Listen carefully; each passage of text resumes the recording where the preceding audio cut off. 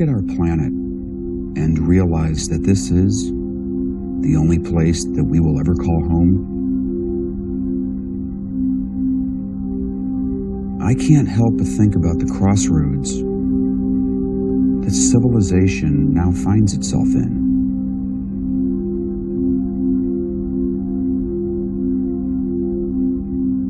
From this perspective, the world seems so peaceful.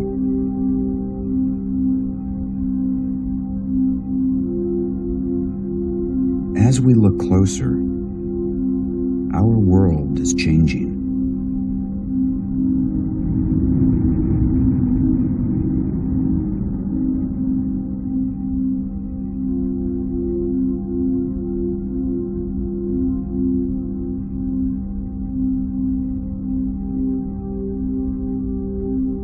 For me, I think for most people, the real question is, how long is man going to survive on this beautiful planet?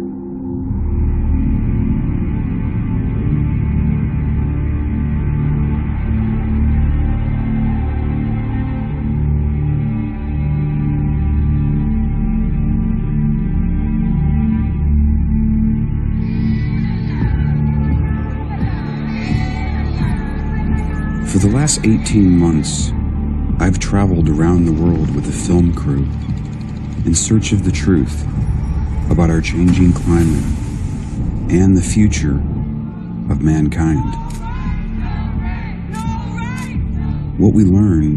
What I've learned, is whether you believe man is causing the climate to change, or we just happen to be in another natural climate cycle, the fact remains, our climate is changing and it's affecting millions and millions of people in ways that we've never thought possible.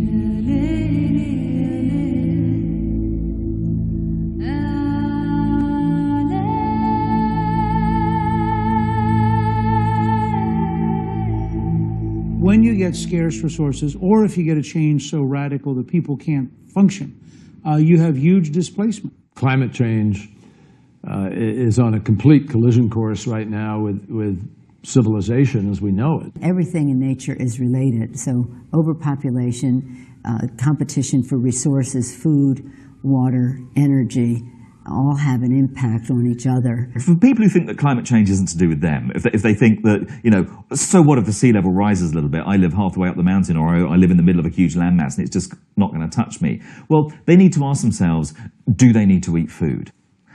They need to ask themselves, do they need to drink clean water? A Pentagon group, after they retired, referred to climate change as a threat multiplier. What it does is it goes on and presses areas already stressed over the brink to a tipping point of social unrest. Whether or not, you know, people are causing it, or it's just a natural change of climatic state, it's still in our faces and it's still affecting an awful lot of people right now. All these reasons are going to create pressures that likely lead to more people moving around the globe unpredictably as those crunches interact. But the problem is there are 6.5 billion people in the world today, and there are not a lot of places to migrate to, and not many places that welcome migrants, and that's what's new and different.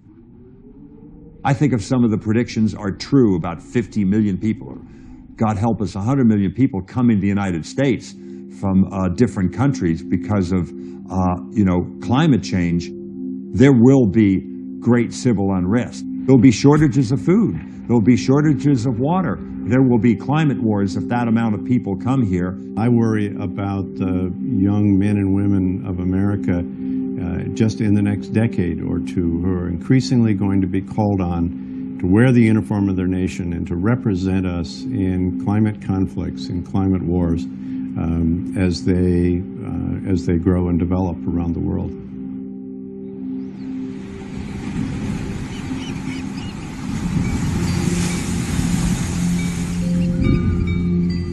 The great majority of the human population lives near the sea. Indonesia, a country that will be especially hard hit, about 85% of the population lives within a few miles of the coast. These are relatively steep islands, and so you can't live very far up the hillsides, and so most people live on the coastal plains. It's very, and that's true on many, many island societies. But in Indonesia, you have close to 300 million people living very close to the sea. Sea level rise will imperil them to begin with, and then on top of that, we get severe storms and flooding. So when you get the combination of that, you get a witch's brew in which very large populations have to be on the move. Some of them only temporarily, responding to storms, moving inland and so on, away from tidal surges. Others probably permanently as their societies become increasingly uninhabitable. And some of those can be very, very large indeed. Probably the worst case is Bangladesh.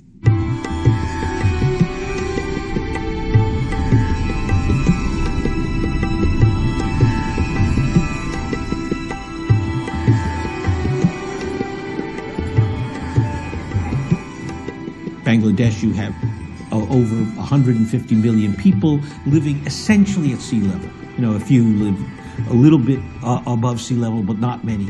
And so as the sea level begins to rise, and it is a country already hit by serious storms, those serious storms will now get much more dramatic and more frequent, and that combination will make probably the vast part of Bangladesh probably uninhabitable. And we will see literally 100 million people on the move, and they'll be leaving home without American Express cards. What we see is that the vast increase of the numbers of disasters will need a lot more investment in local capacities, and that's what we are investing in now. So it's not white doctors flying around the world helping people. That's really an old-fashioned image. So the last cyclone, the Nargis, was formed in the 16 November. So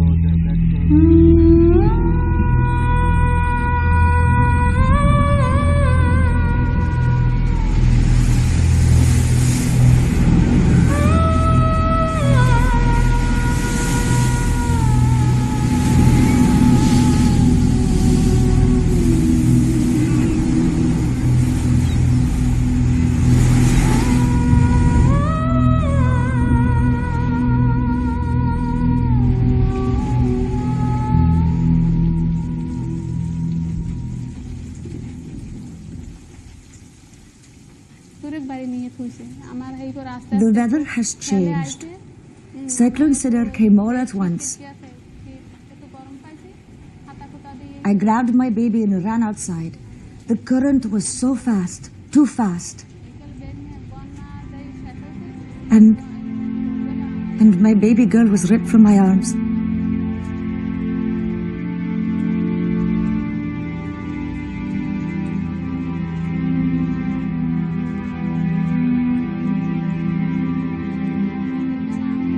I have never found her body. What kind of mother lets go of her child?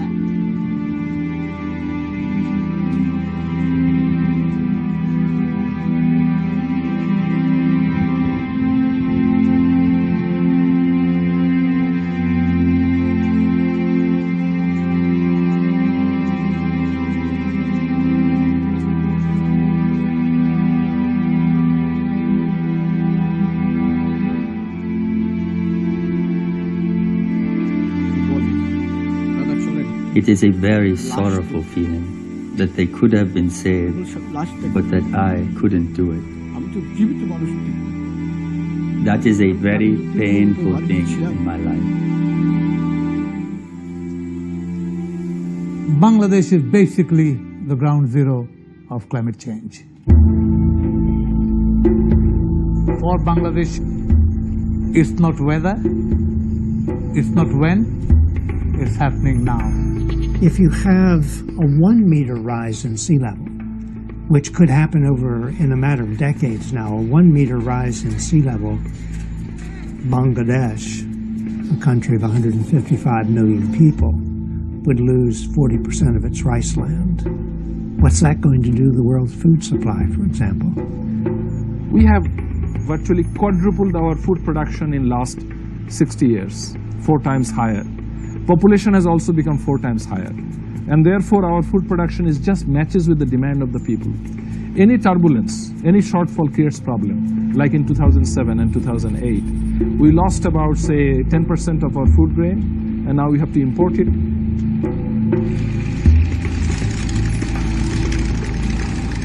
We had the heads of all our major supermarkets, our major food shops, meeting with government saying, we have 3 days' worth of food left on the shelves. We are, in effect, 9 meals from anarchy. You know, this idea that the planet will be destroyed by climate change. No. Planet will not be destroyed by climate change. It's the human civilization that will be destroyed by climate change. If some human beings will be eliminated by climate change. Now, any human beings which are threatened to be eliminated will not stay still. Our nature is such that we will try and do the best, and that might create discord over which we may not have control. What will happen to the 10, 20, 30 million people in Bangladesh, for example, who will have to move up countries somewhere else, or indeed outside of the country, in order to be able to continue to survive? The numbers are boggling, and I think our responses at the moment are inadequate in terms of coping with these newly displaced people. Would they go into India? Will the Indians openly accept them? Would it set up a conflict at the border? These are literally millions of Muslims not too welcome in a Hindu and non-Muslim country in vast numbers that don't have the resources to take care of literally many tens of millions of refugees. The important difference between an era when we were dealing with climate change when we were nomadic and today is national borders. 8,200 years ago, there were no nation states. The nation state is an artifact of the last few centuries, and permanent borders are an artifact of the last few centuries. And so people that have to move cannot move beyond their own borders easily. 6 months have passed since Cyclone Sid came through. And as our crew continues farther south toward the southern Bangladesh coast, the destruction seems to be getting worse. And people everywhere just seem to be on the move.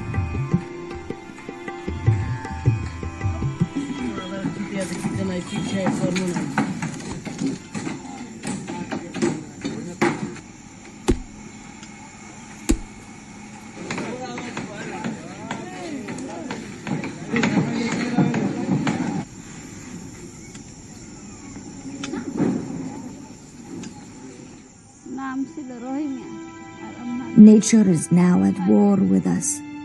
Cyclone Sidar killed many. Millions and millions are now hungry and homeless. Is this a message from God? I don't know.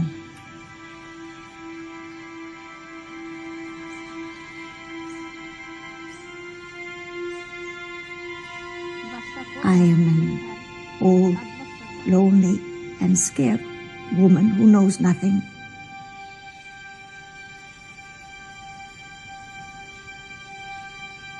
I pray for the generations to come, the children that must leave Bangladesh to survive.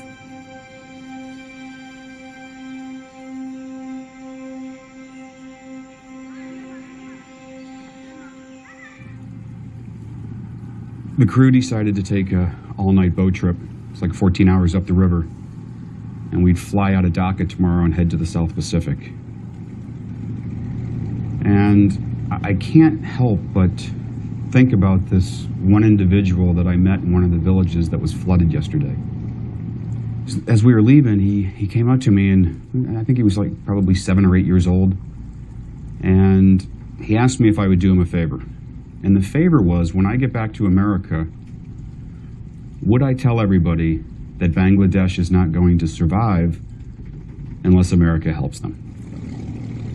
Here's a young boy that probably should be thinking about playing soccer, but he's thinking about the survival of his country.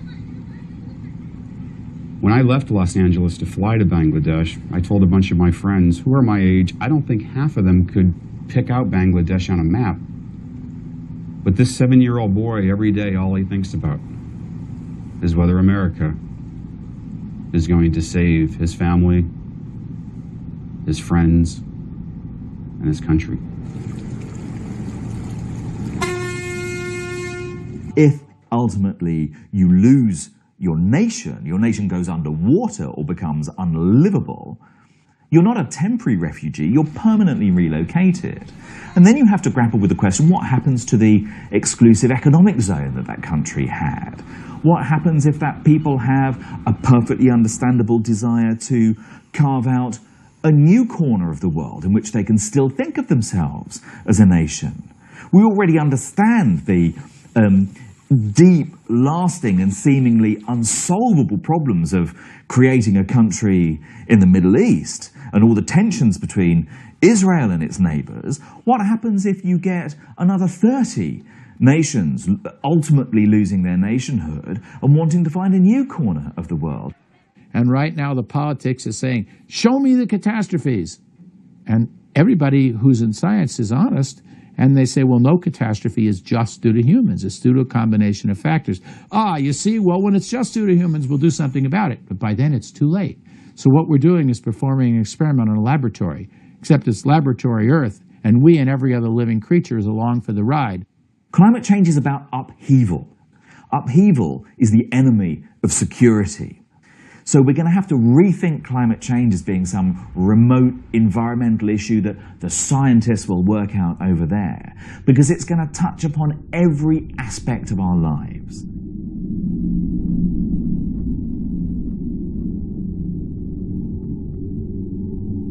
From a purely intellectual perspective, it's like a puzzle. It's like an incredibly interesting puzzle. How are we going to bring together two things that cannot be brought together? One is national sovereignty, and the other one is the fact that people cross borders all the time, and that we have to deal with that reality.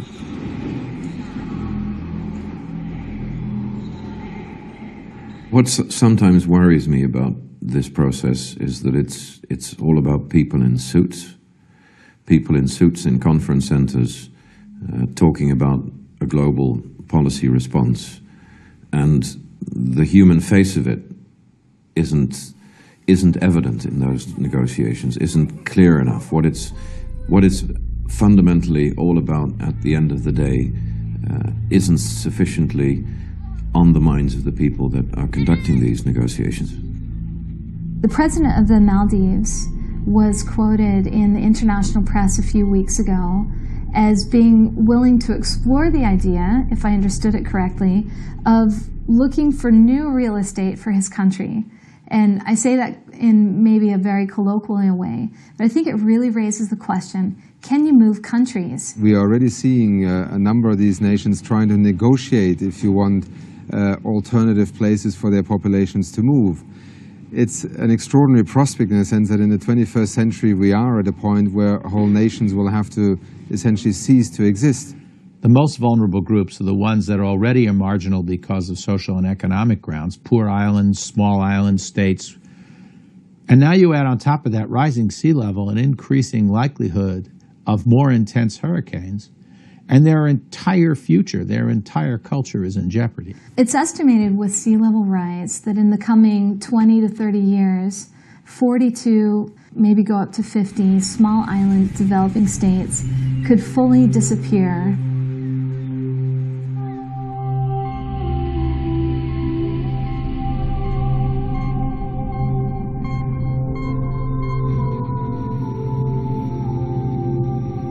We had to spend a couple days in Fiji because our aircraft had mechanical problems.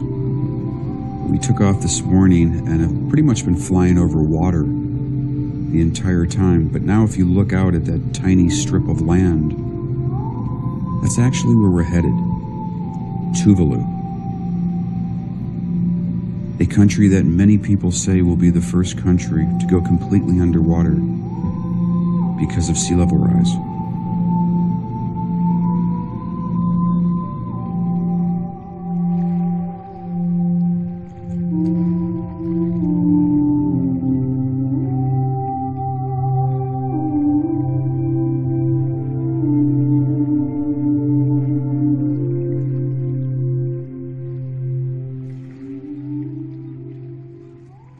The scientists told us in the next 10 years, we will be under the water.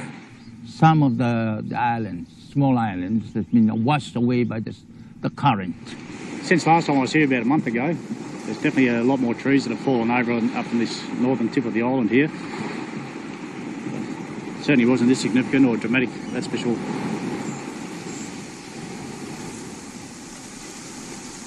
Last year, this used to be an island filled with trees and life. Now, it's become part of the vast ocean. It's almost as if the island really never existed. What's happening in Tuvalu, I think, is a lesson to us in more ways than one. On one hand, the fact that an island whose highest point of land above sea level is just a few meters, the fact that civilization has survived on these shards of land in the remote ocean for so long is a testimony to human resilience and the ability to meet your needs in extreme circumstances. But now, they're a lesson to us about how little things need to change before we shift beyond the point of being able to hold on to our ways of life and our livelihoods. I'm worried because I've seen changes since. As a mother, I'm worried about my children and my grandchildren. And I know for sure that Tuvaluans have no chance to get out of here as refugees.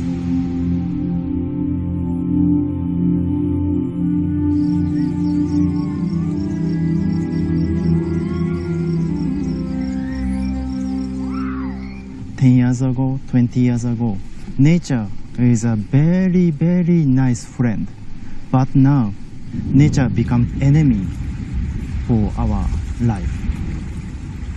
New Zealand have offered to take Tuvaluans, but a person like me who is over 45 years old, New Zealand won't be able to take me. We need to go there when we have a job. If we are offered with a job, it's just not automatically just go there. They have criteria, set criteria for people to migrate. They need employment, opportunities to be offered. But an old woman like me, no chance at all. They say you are poor, you are not educated. That's not fair to me. If they are not, you have to educate this man so that he can learn something for his life. Why did they do that? We are the same. Whether you live in part of the world, we are all human beings. No difference. But they classify people that's having a lot of trouble.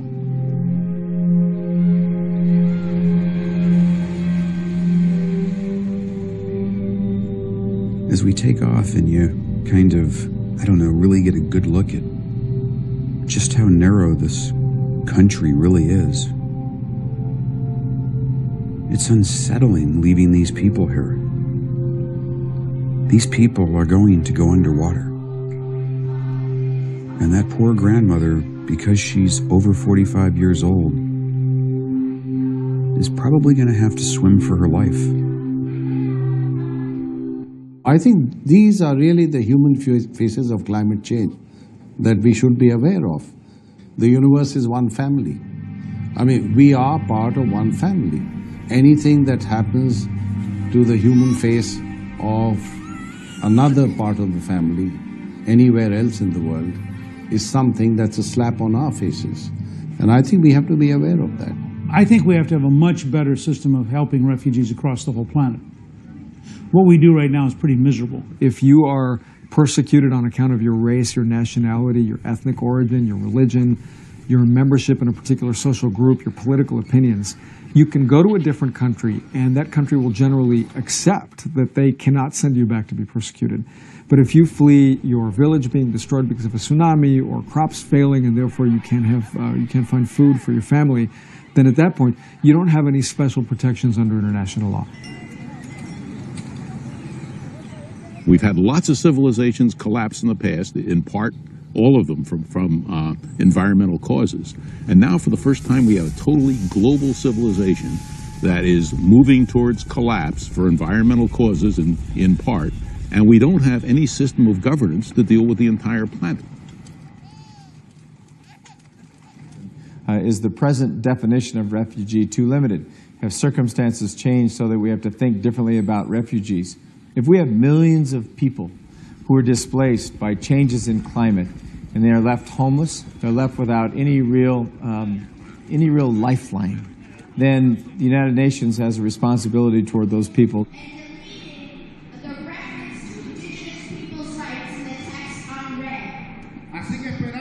Since the 1951 convention, the world has recognized a lot of more nuanced forms of human mobility.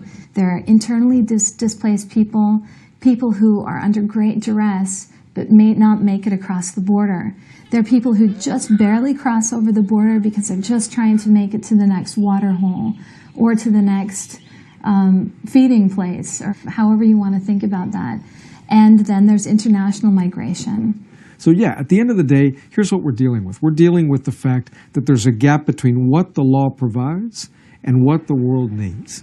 And the only way we're going to make some headway in closing that gap is to either increase, through human empathy and smart practical thinking, what the law can actually accomplish, or to decrease the needs of the world. This is not a 100-year or 50-year issue, it's a present issue.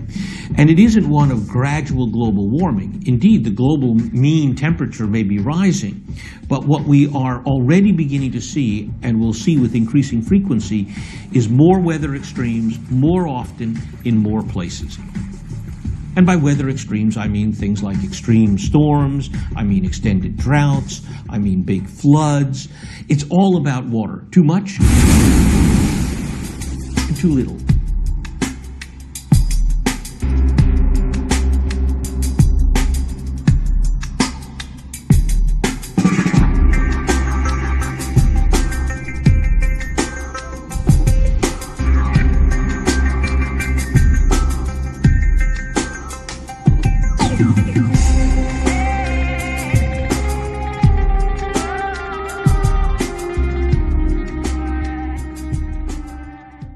Challenge that we're facing at the moment is rather nicely summed up by something that Winston Churchill said in a speech in the House of Commons in Parliament in the UK, warning about the perils that were coming.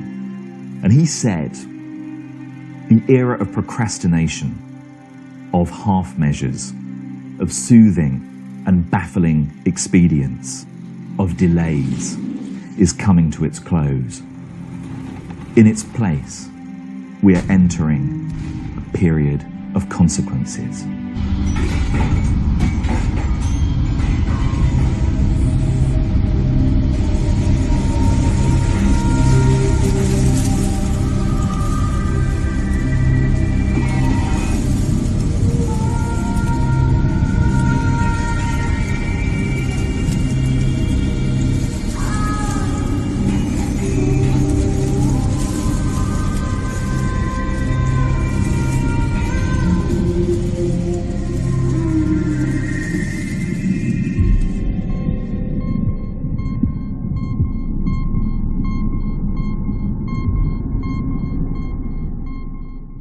We've seen just a small sample of this in the United States with Hurricane Katrina, there were, in the beginning, close to 1 million evacuees, we called them. But we now know there are at least 300,000 out of that close to 1 million who are not going back. This is a new situation. We've not faced anything like this before. And this is coming at a time when world population is growing at 70 million a year and projected to continue growing and adding another 3 billion or so by mid-century. And then we see in our own country that we weren't smart enough to anticipate to stop the climate change that I think contributed to Katrina and Rita. We have, in effect, environmental refugees in our own country. It's already happening. I mean, I find the thought unbearable that because of the way we live, people suffer in disasters that they've never experienced before. I mean, it's hard to even think in terms of tens of millions, hundreds of millions of rising sea refugees. The numbers become sort of irrelevant because we can't grasp them.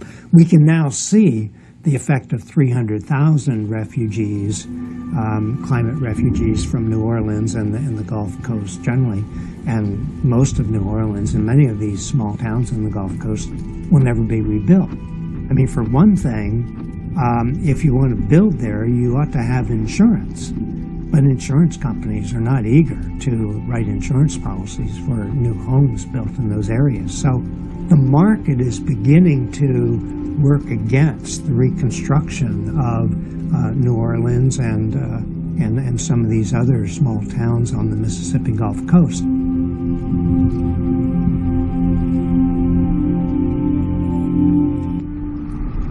Now, usually that water's down a good, we'll say down the rocks at least 10 feet. Oh, you better.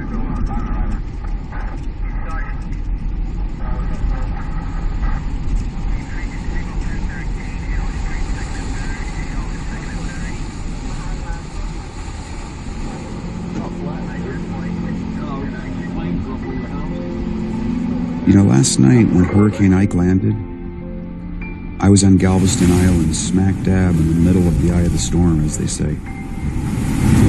The wind sounded as if it came straight from hell. And a wall of water almost 2 stories high slammed into the island, washing entire neighborhoods away, as if they were matchsticks. I grew up in southern Florida. I had never seen anything even close to what I saw last night. If we want to give a human face to climate change, you have to visualize a very vulnerable individual facing a problem he, she cannot solve alone. There's a debate inside of the refugee community about whether the phrase environmental refugees is legitimate. The strict constructionists, who mostly are political scientists, and they're decent people, say we do not want to make a refugee anything other than a victim of political violence or a dictator or something like that, because what it would do is degrade the status of refugee to include so many more that we'd run out of resources and we'd be defining, so many people into it we wouldn't know where to begin. So they try to have this narrow view. A refugee is created by a political situation beyond their control. Others have said a refugee is simply a person who's been displaced from their home and their livelihood by some set of events, and those events can be the old kind, the political chicanery, but they could also be environmental disasters and floods and hurricanes and fires and lack of capacity to grow food. So why shouldn't they all be called refugees and all dealt with by refugee aid? I'm personally in agreement with the broader definition, but I can understand why some political scientists are worried that if we get so broad, the countries of the world won't respond with adequate resources and they'll just shrug and say the problem is hopeless. So they want to keep it focused narrowly so they can deal with the political refugees. I think we have to be more moral than that and deal with the whole spectrum. Many experts have debated whether or not we need a new international framework or law in order to help people who are on the move because of environmental reasons, especially climate change, since that's such an acute driver, or whether climate refugees or environmentally induced migrants could fit underneath the Geneva Convention, which was established in 1951. It's too late, really, to help a person effectively once the event has happened. That's why our emphasis is at the moment on trying to find ways in which we can preempt the phenomenon of becoming a refugee as a result of these environmental changes. Where it does occur, I think both with our colleagues in UNHCR, the High Commissioner for Refugees, but also in many of the other instruments that the UN has available, we are thinking at the moment about how we will deal with the phenomenon of environmental migration and at its extreme end also environmental refugees. Clearly the numbers are going to grow. We are not prepared for it either institutionally nor necessarily in terms of norms and standards of international cooperation.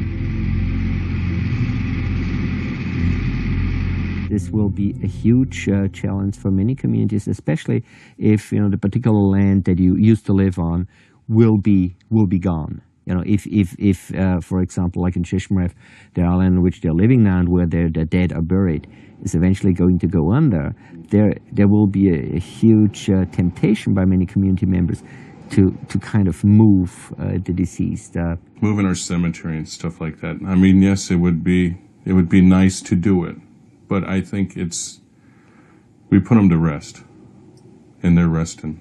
It's not just a piece of real estate that goes under. It's a highly cultured landscape that has a lot of meaning and significance for the people, and it contains the bodies of their ancestors. It contains a number of archaeological and cultural artifacts, which are all important for their sense of identity and their sense of history.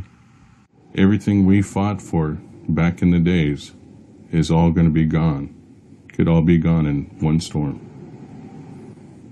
A whole village, community, tribe can be gone. And how is my kids gonna relate that to their kids? I just hope they can tell the story. I hope that we don't get a bad enough storm that, nobody makes it out.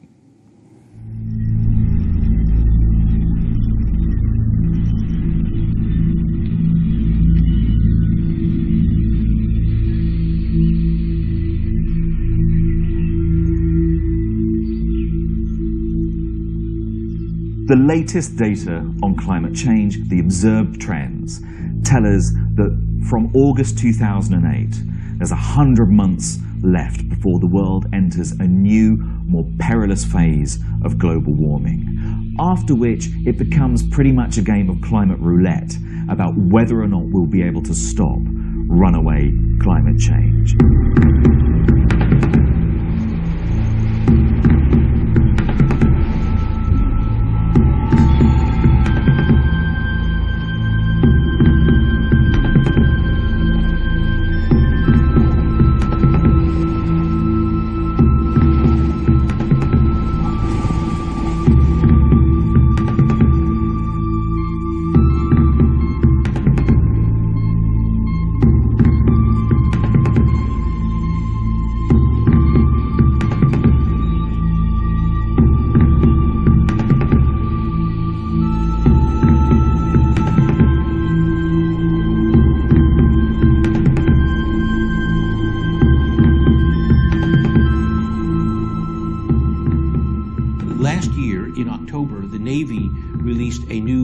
Maritime strategy, integrating the strategies of the Navy, Marines, and the Coast Guard. I helped write that strategy. The number 2 priority after avoiding war with China is dealing with the humanitarian consequences of climate change. The one that, for example, troubles me most is what is going to happen to the river systems of Asia. That is that most of the great river systems of Asia flow from one single source, and that is the glaciers of Tibet. The glaciers are retreating fast. And now you have the Indus, the Ganges, the Brahmaputra, the Mekong, the Yangtze, the Yellow, all beginning to dry up from that. That's almost 3 billion people's water supply. Almost half the earth depends upon that for water.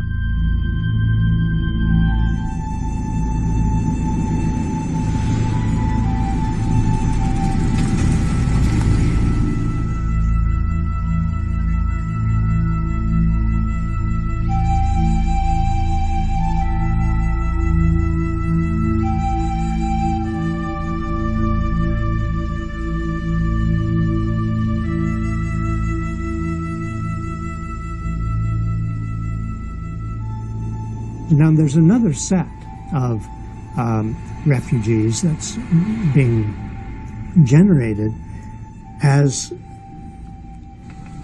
population pressures build and grasslands turn into desert. We see the deserts expanding.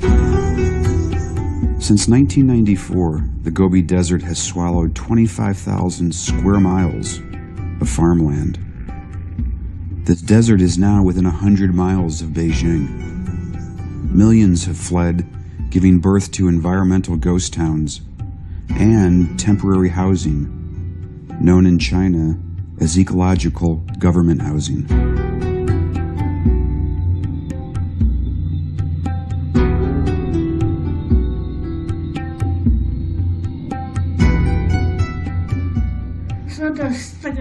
I am sad because I miss my family living together. My family had to split up because there weren't enough crops.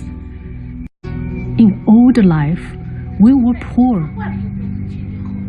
But nature wasn't bad. But now, nature has gotten worse. It forced us to run like animals in search of water.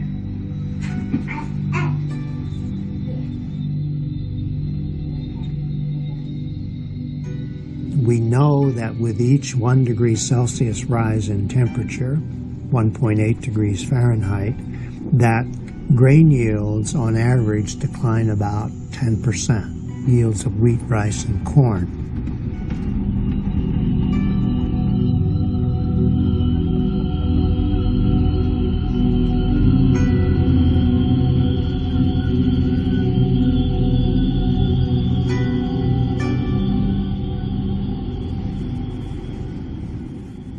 What would the world be like when China is competing with us for our grain supply, which is almost inevitable now?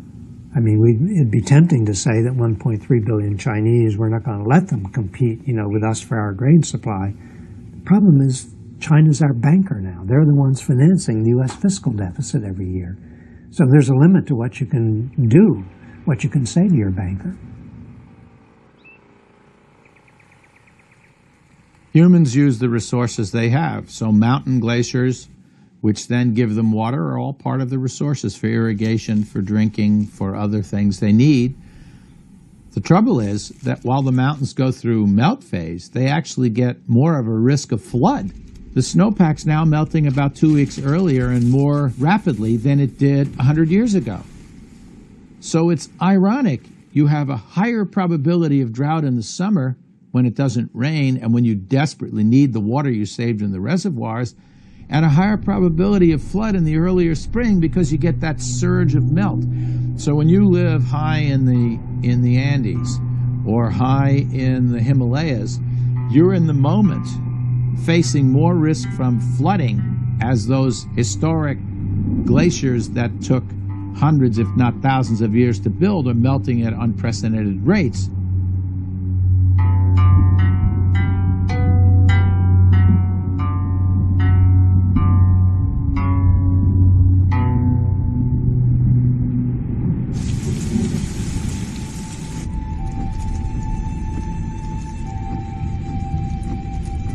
It's been raining ever since we arrived in Liaoqiao. We're now headed to the southern part of the Guangxi province.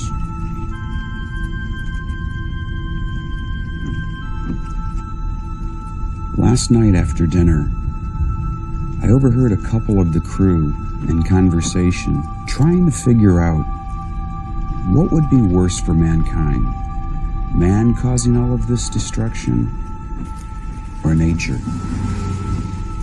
As they went back and forth, and granted, none of these guys are scientists or climatologists, but they all kind of came to the consensus that we'd probably be better off if man was causing all of this destruction.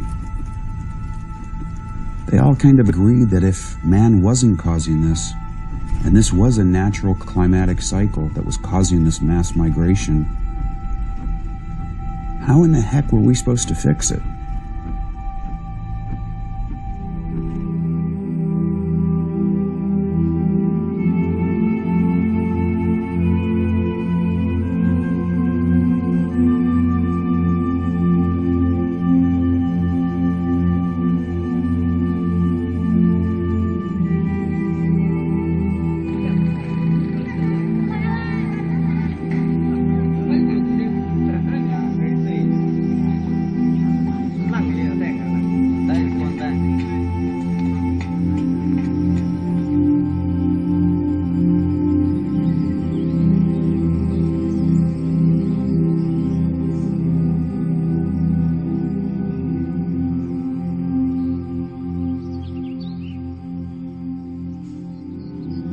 Giant flood destroyed our rice fields. We have nothing to eat, no house to sleep in. This tent is my home. The storm came at night. It was quickly higher than our rooftops.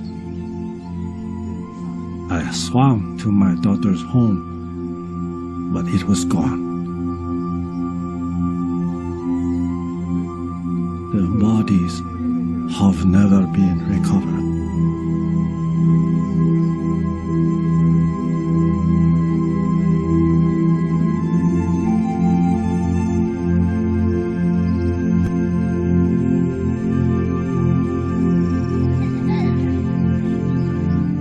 I used to feed the village with my rice fields. Now I give them empty rice bowls.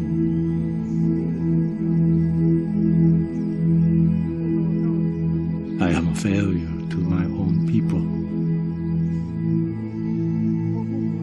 Just a failure to my own people.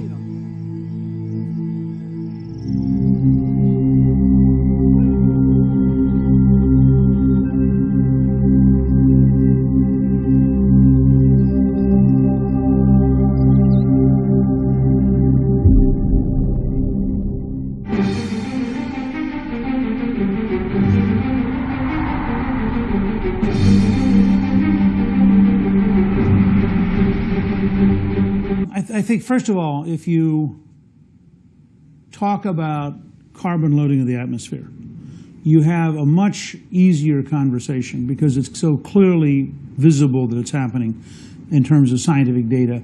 And it is so clear that it's going to happen more if we go down the current path with China, India, and other countries modernizing in the pattern of the last 100 years, which is massive use of unregulated fossil fuels. We're on a track to a planetary sustainability train wreck because we are emitting greenhouse gases above the highest projection from the UN. China will add 2.5 times the U.S. coal burning capacity in the next 8 years. This year, Asia, continental Asia, passed the United States as a car market for the first time. While many people would argue that population is the major driver of climate change and other environmental issues, what we really have to look at is economic growth, and that is as we have a larger and larger population that is wealthier and wealthier, they demand more energy, they demand more natural resources, which puts pressure on the climate system. So between now and the year 2050, the population will go up from about 6.5 billion people to about 9, a 50% increase. But the world GDP is likely to go up by a factor of 4. So it's a combination of the number of people and the ability to purchase energy and other resources. People like to blame big business. Oh, it's that oil company with a couple of X's in its name who had record profits. Well, it's true they had record profits. But who bought their stuff? Us. So yeah, these businesses have their culpability. But we want to drive monster vehicles. We don't want to put our cars on a diet. We want a second home. We don't sit there and put the energy and effort into buying more efficient computers, more efficient light bulbs, more efficient refrigerators and cars. Then we're part of the problem too. Countries that are in the early stages of transition to wealth are not going to postpone for a generation people having a good life because of an environmental concern. And so environmental strategies can't be tailored to the 2 or 3 richest countries in the world, because they won't work on the rest of the planet. So as long as we and the companies that get rich selling to our greed continue the same business as usual course, we're headed to, if we're very, very lucky, several more degrees warming, and if we're unlucky, 5 to 10. If we hit the latter, we're going to see a very different world. It's a world unlike any that human civilization has seen.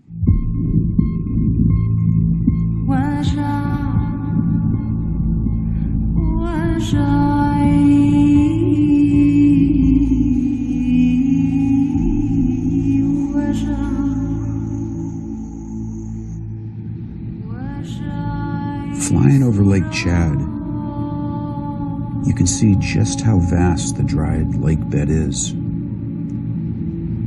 There's something like 14,000 square miles have turned from water to desert. What was once a great lake that supplied water for its 4 bordering countries now finds itself fighting for survival.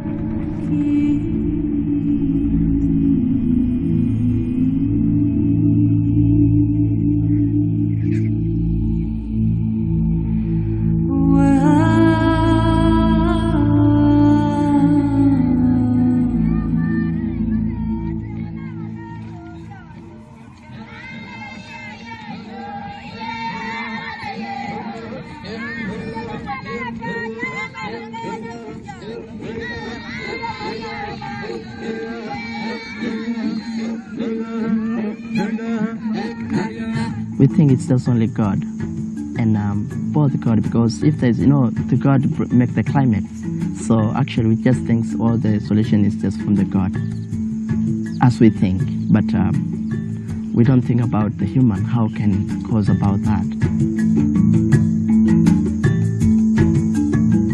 Many people now, they have lived and moving down on the other side, going on the other, on the other side, asking whether there's water. What's happening across Africa from Senegal and Mauritania in the west, all the way across to Somalia in the east, is that the herders are being forced southward into the agricultural areas. And we're seeing this all across Africa.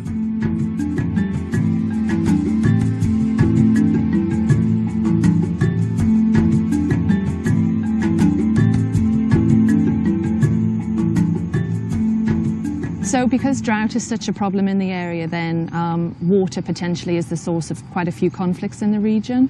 One of the issues is that the main water sources, so the dams, the IRC recently did a survey, about 80% of the dams we found were either fully or partially silted up, which means they're not working properly, so they're not storing as much water. So already scarce resources are even scarcer for the people there.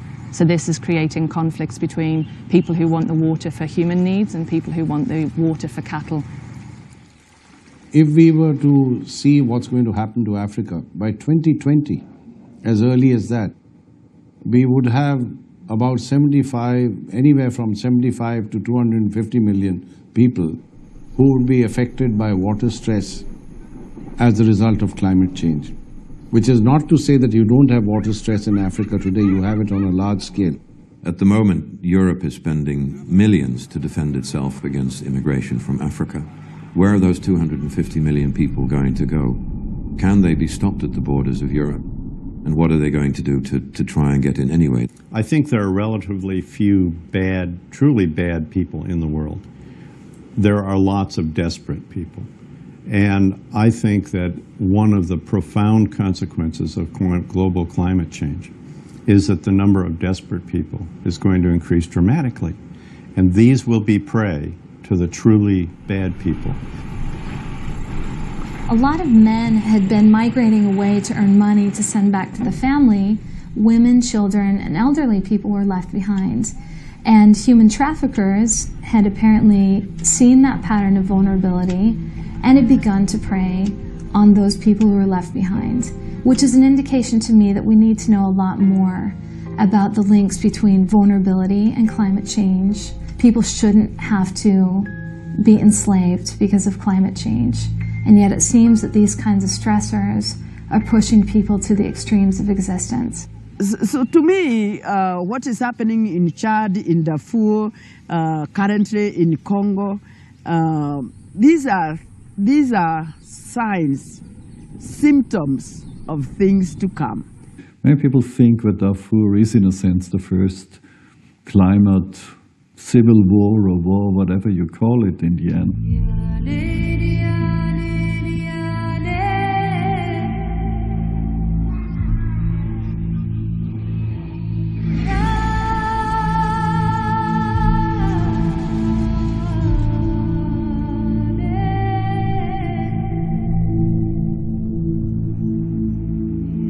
We now find ourselves at an intersection.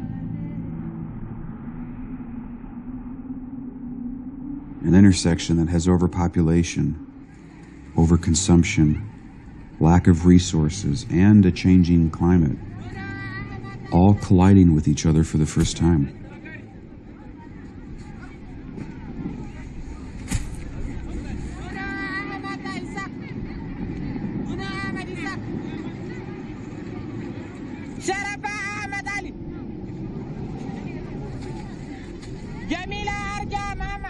I find those Sudanese women have a lot of dignity. They will not talk very easily about what they went through. They could say others went through those things, but you know that they also had to go through it. Please, just take a look at Sudan. God willing, many organizations will help us. Darfur for them was not a paradise. If not, they would not have gone away. So what they escaped is from hell. Why is God doing this to Sudan?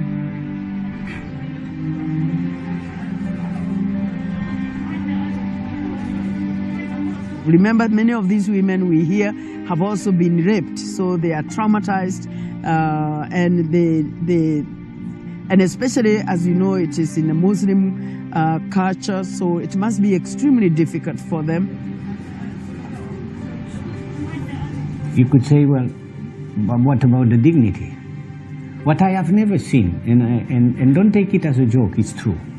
If you go to a refugee camp and you tell them, you know what, your mortality rate is very good, I can assure you that you will not put a smile on the face of the refugees because you can tell them that their mortality rate is good.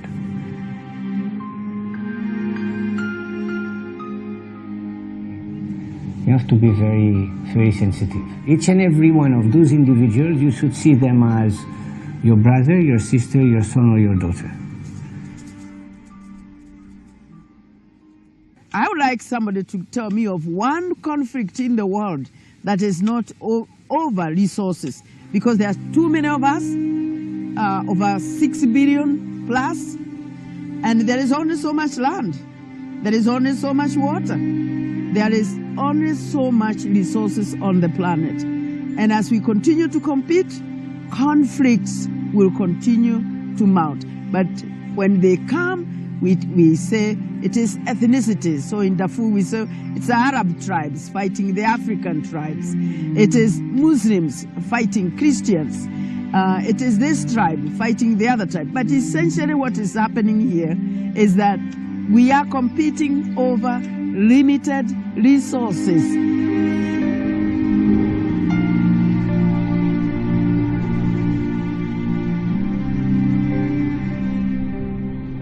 There was an economist maybe 200 years ago named Malthus.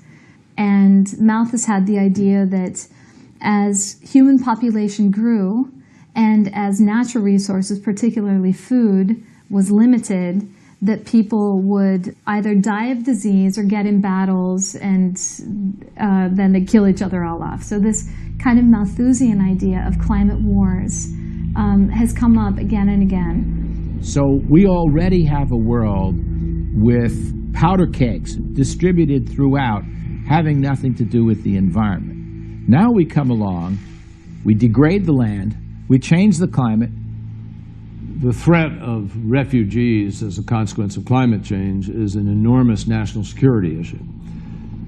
They will be in a highly unstable state where any number of things can happen. They become more prone to being solicited for acts of terror. They can destabilize governments. They become a huge problem in terms of the spread of disease, other kinds of things that happen. It's highly unstabilizing in an already unstable part of the world.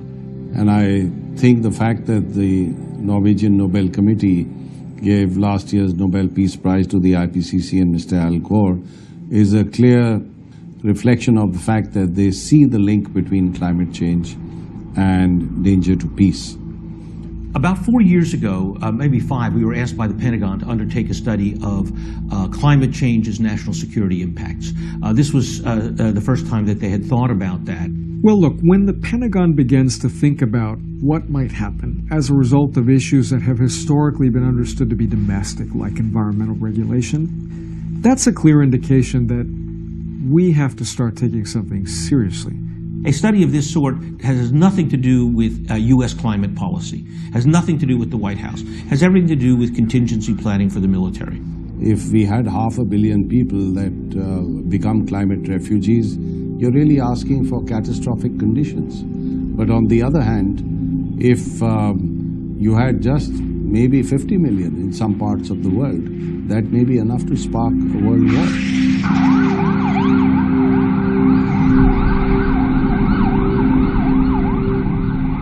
It will inevitably be the case that climate refugees move to the next nearest available place, which will be probably other developing countries, the large, populous developing countries.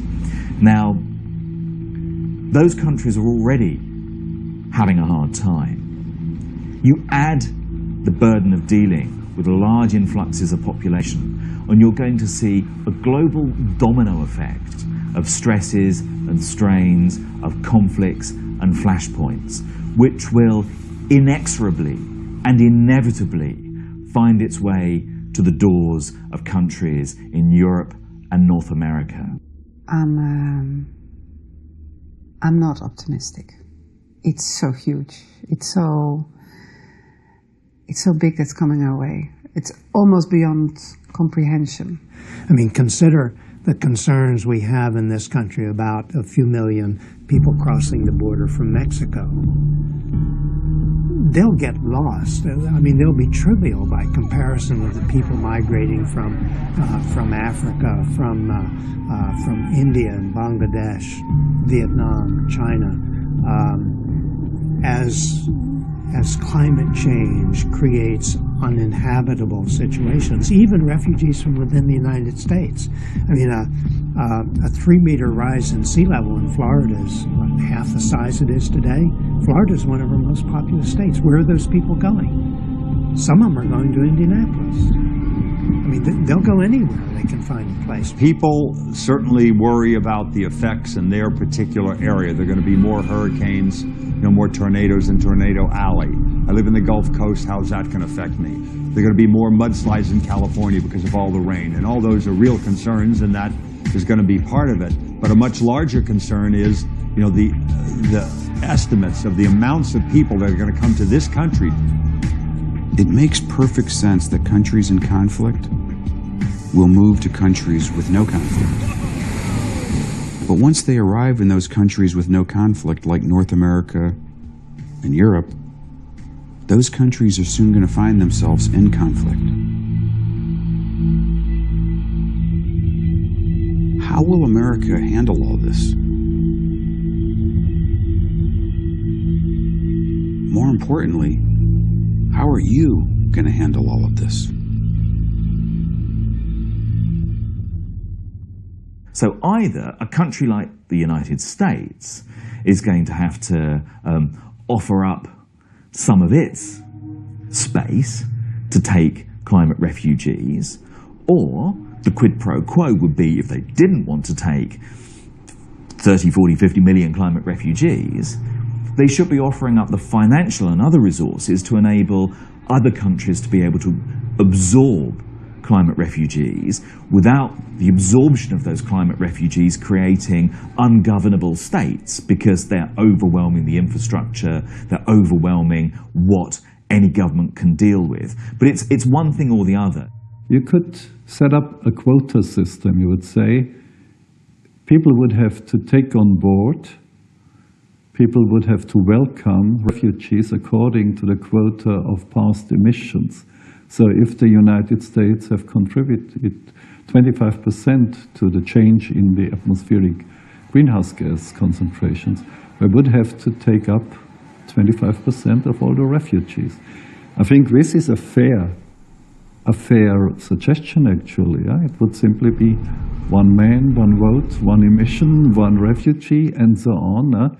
As the list of failing states grows longer, the question becomes, how many failing states before we have a failing civilization? This is not a distant threat. This will affect your life today and tomorrow. It will affect, and it already is affecting, the price of food you're putting on the table for your family and your children. It will affect the price of energy that you pay for your home and your automobile. It will affect whether your children have to go to war or you have to go to war.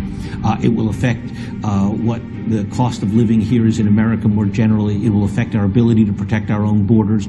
So there's the idea that it's someone else's house that's burning, not mine. Everyone's house is going to be on fire. There's no way of stopping this and localizing it. No threat is greater than this. It will happen. The other big threats like nuclear proliferation and radical terrorism and so on are all contingent threats. None of them has the potential to change the fate of humankind. Climate change does. I do think that if we would go on like we do now, towards resource depletion, towards devastating environmental change, towards overpopulation in many parts of the world, then I think we could reach such a pre-stage of global anarchy in the next 50 years.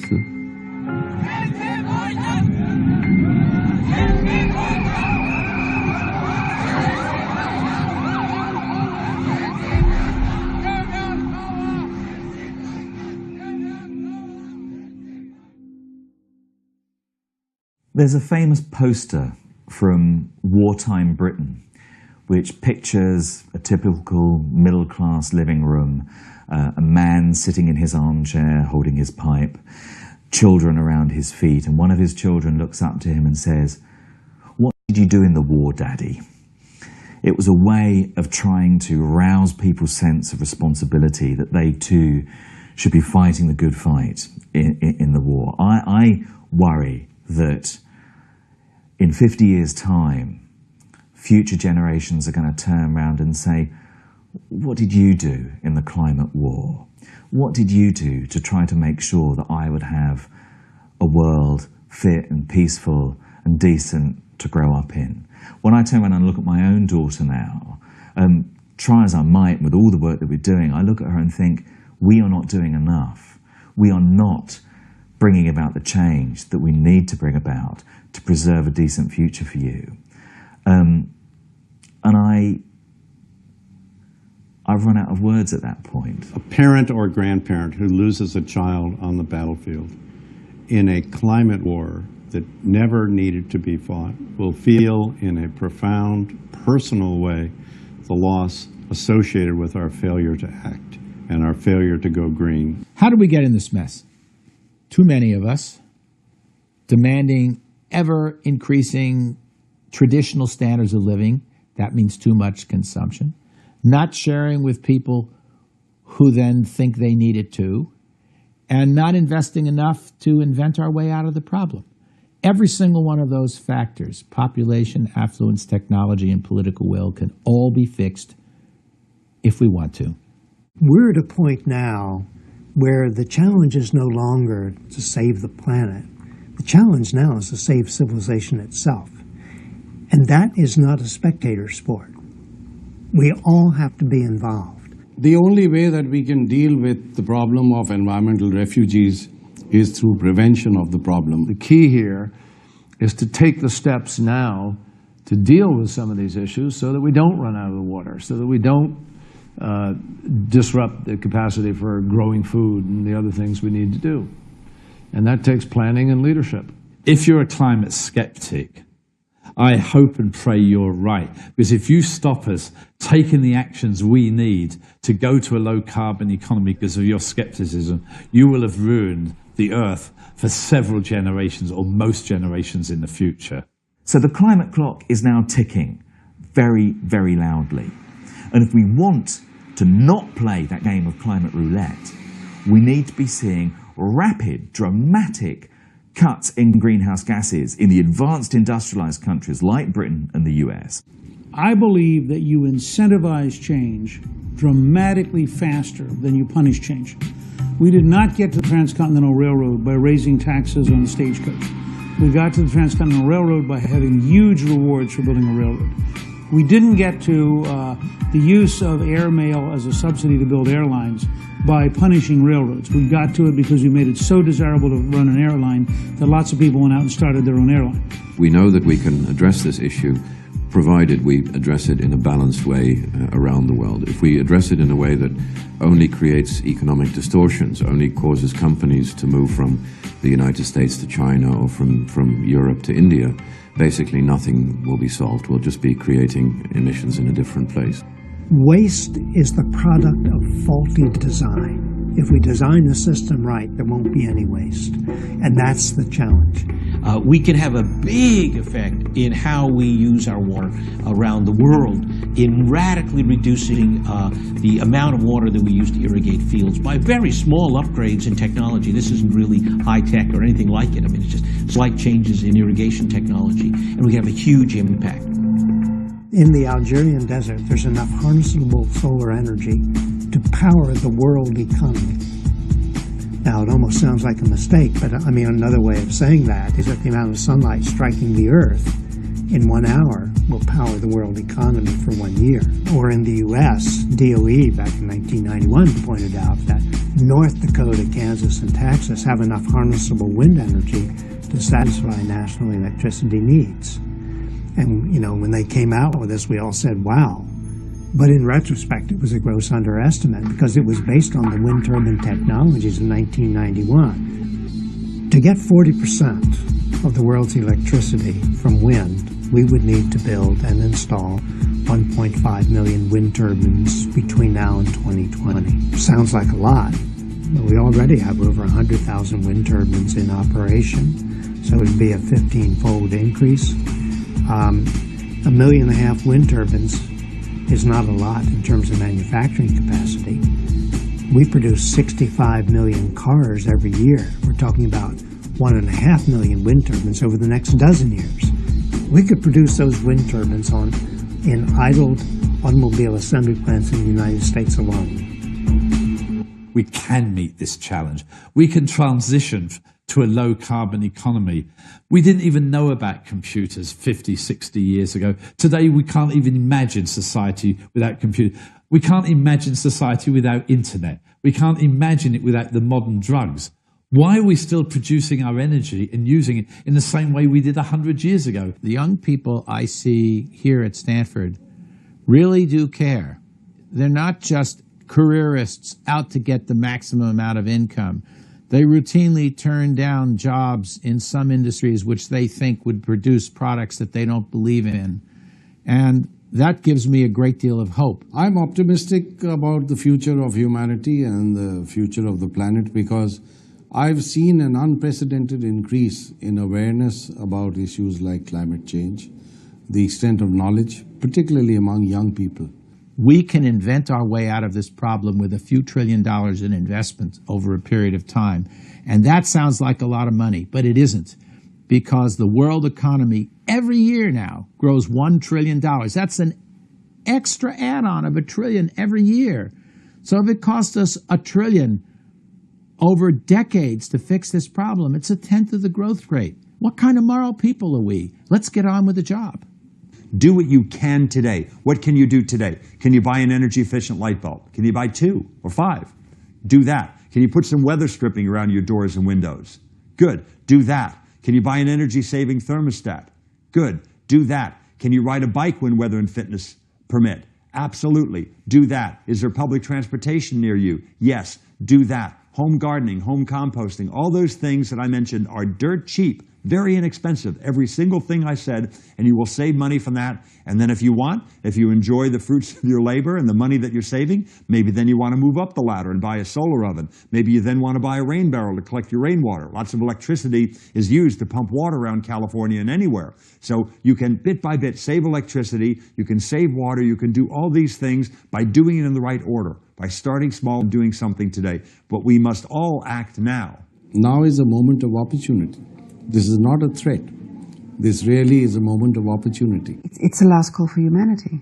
It's really, we have to bring all our talents, our commitments, our spirits our solidarity together to address this in full force. We don't have an option whether or not we can act.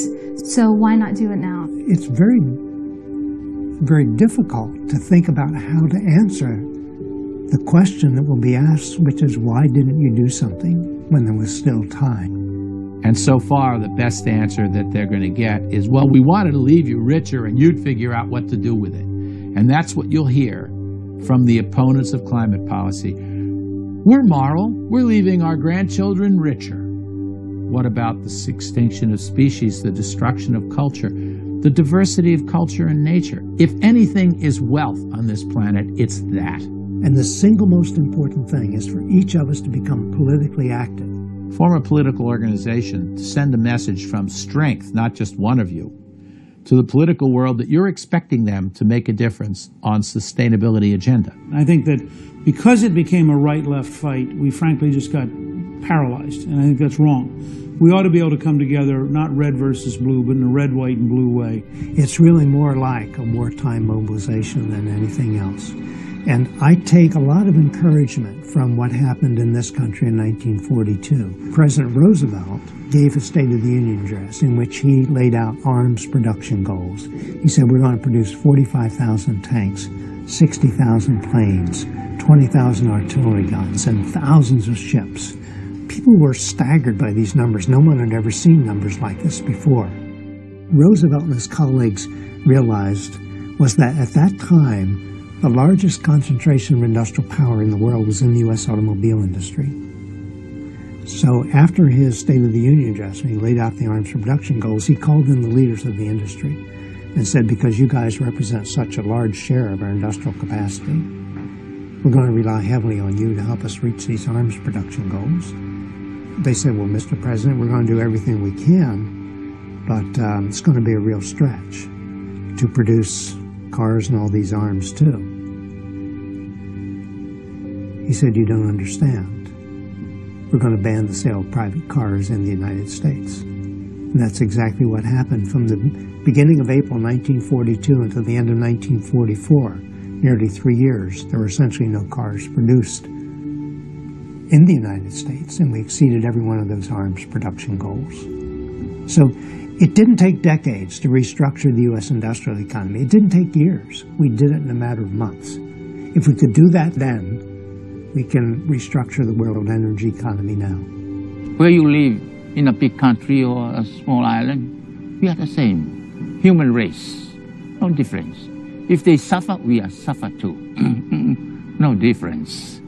Man made by God the same. But the principle, love one another, that's the principle.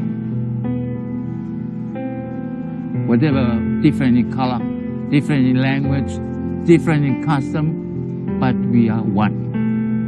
Love one another.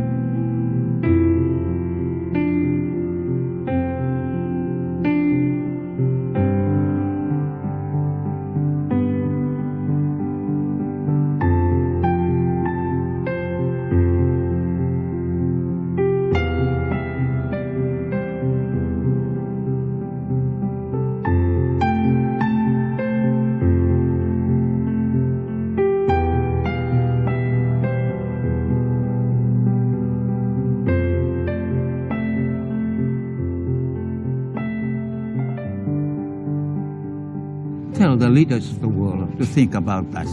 It's because we are human. We have to survive.